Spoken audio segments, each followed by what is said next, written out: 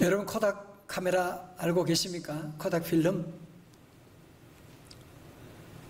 요즘 젊은 세대들은 잘 모를 수도 있는데 1970년대만 해도 코닥은 세계 최고의 카메라, 최고의 필름이었습니다. 세계 필름 시장을 주름잡고 있는 것이 바로 코닥이었습니다. 특별히 1970년대, 80년대 당시 코닥은 막대한 수익을 바탕으로 다양한 신기술을 개발했는데 놀라지 마세요. 오늘날 우리가 사용하고 있는 디지털 카메라 기술을 가장 먼저 개발한 곳이 바로 코닥이에요.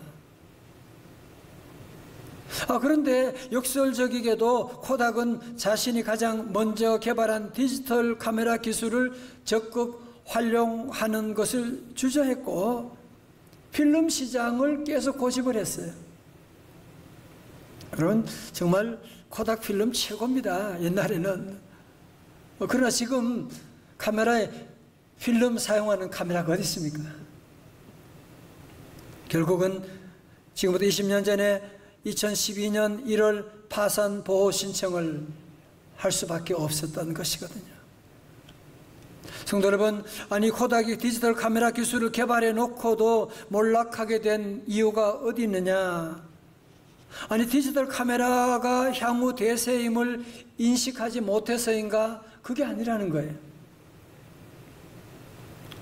코닥 경영진은 왜 디지털 카메라 기술을 적극 활용한 제품 개발을 주저했을까요? 그것은 그 당시에 코닥이 필름 시장에서 세계 최고의 수익을 거두고 있는 상황에서 이것을 포기하고 새로운 제품을 생산하기로 결정하기라고 하는 것은 결코 쉬운 일이 아니었다는 겁니다. 노벨 경제학 수상자인 케네스 에로우 교수의 연구 결과에 따르면 코닥과 같이 기존에 자리매김한 기업들의 경우 현재 자신에게 막대한 수익을 가져다주는 과거의 비즈니스 모델을 포기하고 새로운 비즈니스 모델을 도입할 때 치러야 될 기회 비용이 크기 때문에 변화를 주저하다가 마침내 파산에 직면했나라고 그렇게 분석하고 있습니다. 여러분 그럴 수밖에 없죠.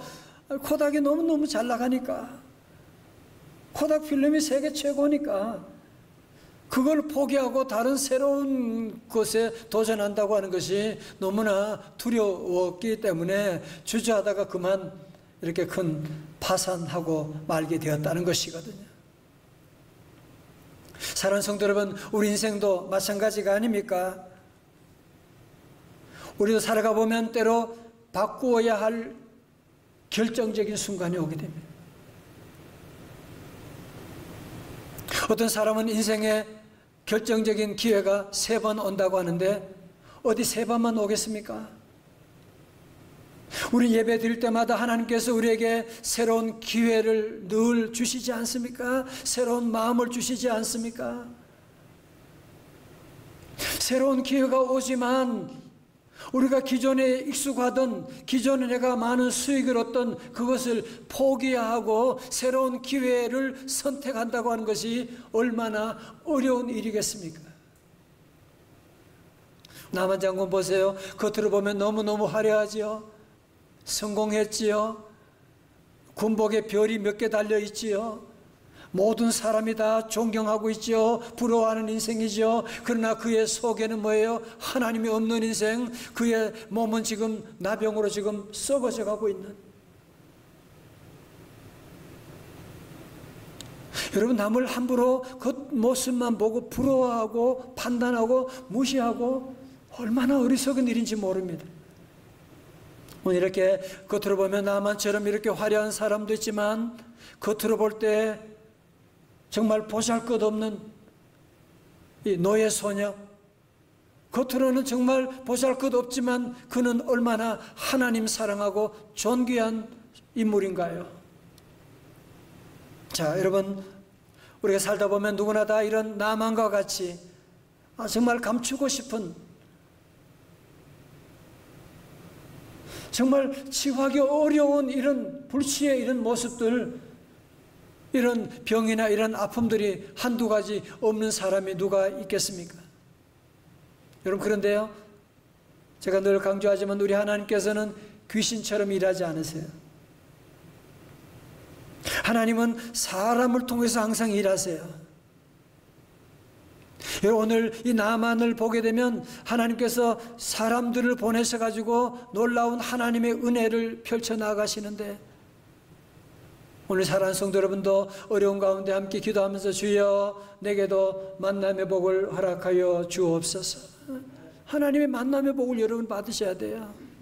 자, 오늘 볼까요? 첫 번째로 나만을 도와준 사람이 누구냐? 노예 소녀. 너무 쉬웠어요? 노예 소녀였습니다. 이 노예 소녀, 이스라엘 소녀거든요. 전쟁터 가운데 아람 나라에 전쟁에 지게 되고, 이 이스라엘 지금 이 아람 나라에 포로로 끌려온 노예 소녀가 하루는 집에서 빨래를 하는데 빨래 주인 옷에 피가 묻어 있는 거예요. 어떤 일이지? 하고 여주인에게 물어봅니다. 아니, 이런 피가 어제도 오늘도 이렇게 계속. 그래, 너 다른 사람 얘기하면 안 돼. 지금 나병에 걸렸나 봐. 어떡하지? 여러분, 나병은 전염성이 있지 않습니까? 한센병이라고 하는데 전염성이 있는데, 아니 어떻게 보면 이 노예 소녀가 자기 나라를 망하게 하고 자기 인생을 파괴한 원수의 나라의 장수가 지금 나병에 걸렸다? 하나님 벌 받은 거야. 잘 됐구나. 그럴 수도 있지 않습니까? 그죠? 그러나 이 여는 하나님을 믿으니까, 하나님의 마음을 가지니까 그 나만 장군이 불쌍한 거야. 그래서 그는 하나님의 이 복음을 전하지 않을 수가 없었던 것이거든요. 3절의 말씀 우리 한번 다시 읽어볼까요? 3절입니다. 시작. 그의 여주인에게 이르되 우리 주인이 사마리아에 계신 선지자 앞에 계셨으면 좋겠나이다. 그가 그 나병을 고치리이다 하는지라. 아니 겁도 없이 못 고치면 어떡하려고, 고치리이다 확신을 가지고 이렇게 얘기하는 겁니까? 여러분, 대부분 사람들이 남의 말 잘 안 듣잖아요. 여러분 안 그렇습니까? 또 특별히 뭔가를 이룬 사람, 성공한 사람이라고 한다면 더욱이 그러지 않겠어요? 그죠? 여러분, 그러나 오늘 이 나만의 문제를 풀어가는 결정적인 키를 이 소녀가 가지고 있다는 사실을 여러분이 알고 있습니까? 여러분의 회사에 여러 가지 결정적인 키를 여러분의 직원이 가지고 있을 수도 있어요. 아니, 여러분 만약에 나만이 노예 소녀라고 우습게 보고 무시하고 그 얘기 들을지 않았다면 어떻게 했을까요? 그는 그의 인생이 끝나버리고 말게 되는 것이죠. 여러분, 그런데 이 소녀가 얼마나 그동안 신실했으면 나만 장군이 그 소녀의 말을 무시할 수가 없는 거예요. 귀 기울여 듣게 됩니다. 그래서 장군은 소녀의 말을 의심하지 않고 즉각적으로 왕에게 가서 이 사실을 보고하지 않습니까? 4절에 나만이 들어가서 그의 주인께 아뢰어 이르되 이스라엘 땅에서 온 소녀의 말이 이러하더이다 하니. 오늘 요절의 말씀 볼까요? 잠언 12장 15절의 말씀 우리 다 같이 한번 읽어요. 크게요. 시작. 미련한 자는 바른 줄로 여기나 지혜로운 자는 뭐라고요? 권고를 듣느니라 그래요. 어리석은 자는 항상 지가 혼자 오라. 지 마음대로 자기 생각만 얘기하고, 지혜로운 사람은 남의 권고를 듣느니라. 자, 여러분 모두가 함께 귀담아야 될 아주 중요한 얘기가 있는데요. 미래학자인 톰 피터스는 21세기가 말 잘하는 리더의 시대였다면 21세기는 경청하는 리더의 시대가 될 것이다. 그러면서 성공하는 사람과 그렇지 못한 사람의 대화 습관에 뚜렷한 차이가 있는데 그것은 바로 경청의 습관이다. 그렇게 말하고 있습니다. 시간 잘 경청하고 있습니까? 두 번째로 그를 도운 사람이 누구냐? 하나님의 선지자 누구요? 엘리사였습니다.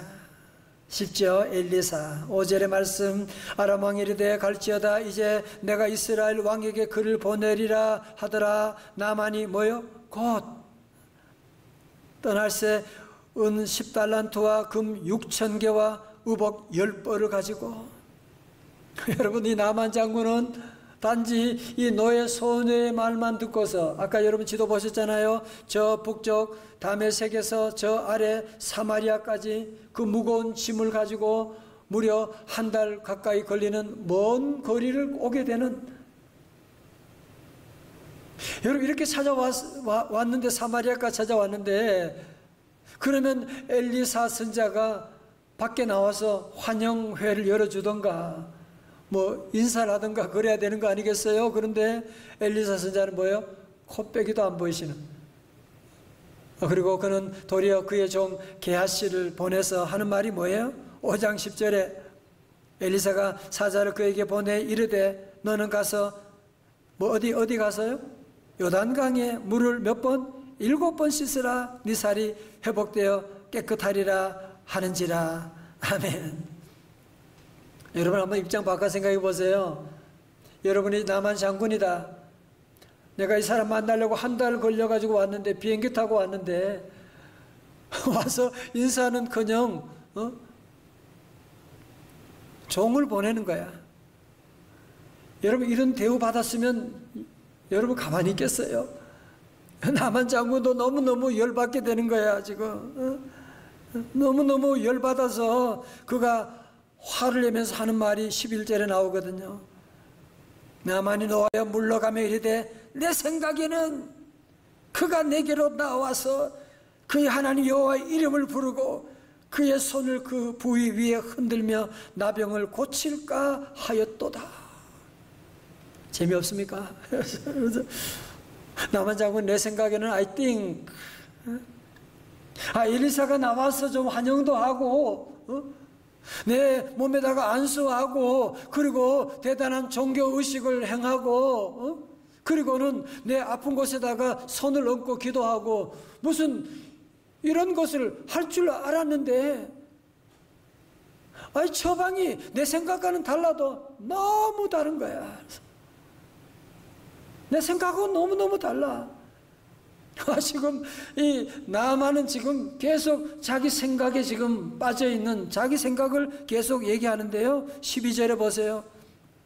무슨 얘기합니까? 이왕에 내가 강에 몸 씻는 거, 우리나라 다메섹에는 요단강보다 더 좋은 강이 지금 얼마나 많이 있는데, 아바나와 바르바리 요단강보다 더 깨끗한 물이 많은데 내가 목욕하러 여기 왔냐?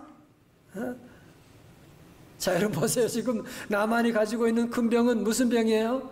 영적으로 본다면 그는 나병이 문제가 아니라 지금 교만병이 문제라는 거예요. 여러분, 그래서 교만한 사람은 대책이 없습니다. 여러분 그렇잖아. 내가 배가 부르면 아무리 맛있는 거 가져와도 별로 관심이 없잖아요. 배가 부르게 되면. 마찬가지로 영적으로 배가 부른 사람은 어떻게 하나님의 은혜가 들어갈 자리가 없는 것입니다. 그러므로 우리 성도들도 하나님의 은혜, 하나님의 기적을 체험하려면 넘어가야 될 산이 뭐냐? 바로 교만이라고 하는 산이에요. 여러분, 교만의 산을 넘어야지. 코다 카메라도 세계 최고라고 하는 교만의 산을 넘지 못하니까 결국은 파산하게 된 것이지 않습니까? 사실 저도 나만처럼 교만의 병에 걸릴 때가 참 많아요. 내 생각에는 내 고집 부릴 때가 참 많은데 그때마다 성령님이 주시는 말씀이 한 구절이 있어요. 이사야 55장 8절의 말씀이에요. 이는 내 생각이 너희의 생각과 다르며 내 길은 너희의 길과 다름이니라. 여호와의 말씀이니라. 아니, 내 생각하고 하나님의 생각을 어떻게 비교합니까? 내 지식과 하나님의 지식을 어떻게 비교합니까? 이사야 55장 9절의 말씀 다 같이요. 시작. 이는 하늘이 땅보다 높음같이 내 생각은 너희의 길보다 높으며 내 생각은 너희의 생각보다 높음이니라. 아멘. 다 같이 아멘. 자, 여러분, 그래서 우리 주님 앞에 나와서 제일 귀한 게 뭐냐? 여러분이 제일 주님 앞에 나오면 제일 먼저 하는 일이 뭐냐면은 하나님 앞에 내 생각을 내려놓는 것입니다. 아, 그렇지. 내가 지금 여기에 병 고치러 왔구나. 그래. 병 고치는데 뭐 목욕 뭐 7번 아니라 뭐 70번을 왜 못하겠어? 아, 그런 마음이 들면서 그는 요단강에 풍덩 몸을 잠그게 됩니다. 열왕기하 5장 14절에 성경이 이렇게 말씀합니다. 다 같이요. 시작. 나만이 이에 내려가서 하나님의 사람의 말대로 요단강에 모여 7번 몸을 잠그니 그의 살이 어린아이의 살같이 회복되어 깨끗하게 되었더라. 아멘. 여러분, 요단강에서 나만 장군이 한 일이 뭐예요? 그죠? 요단강에 몸을 잠근 것밖에 없잖아. 그죠? 순종한 것밖에 없잖아요. 그런데 요단강에 몸을 잠그는데 누군가 와서 자기의 몸을 만져주는 거예요. 강력한 전류가 흐르게 되는, 성령의 전류가 흐르게 되는 거예요. 그러면서 그의 몸이 깨끗하게 되어 어린아이 살처럼 되게 되는, 그것이 바로 어린 양 예수 그리스도의 피문손이 그를 만져주셨고, 오늘 어려운 시대 가운데 요단강에 달려온 우리 모든 성도들, 우리 주님께서 오늘 피문손으로 여러분의 몸도 만져주고 계시고, 불치의 병이다, 이 문제는 안 된다, 우리 애는 끝났다, 아니에요. 나만의 그 병을 고치신 분 주님께서는 오늘 여러분의 모든 아픈 것도 만져주시고 치유하시고 회복시켜 주실 줄로 믿습니다. 이제 15절의 마지막에 말씀 한번 보세요. 나만 장군이 치유받고 얼마나 기뻤겠어요. 그죠? 얼마나 감사했겠어요. 15절의 말씀 크게 한번 읽어봐요. 15절 시작. 나만이 모든 군대와 함께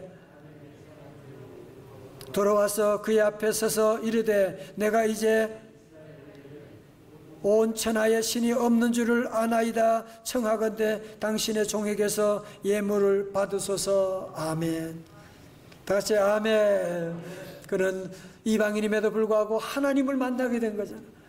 하나님께 모든 영광과 찬양 돌리고 예물을 올리고 나가는. 혹시 여러분 가운데 그런 나도 그러면 요단강에 가서 목욕하면 좋겠네, 나도 아픔이 있는데, 그런 분이 혹시 있을지 몰라요. 자, 여러분 잘 들으세요. 요단강에 신비한 능력이 있는 게 아니에요. 한강에 무슨 능력이 있고 그런 게 아니에요. 요단강도 순종하지 않으면 아무것도 아니에요.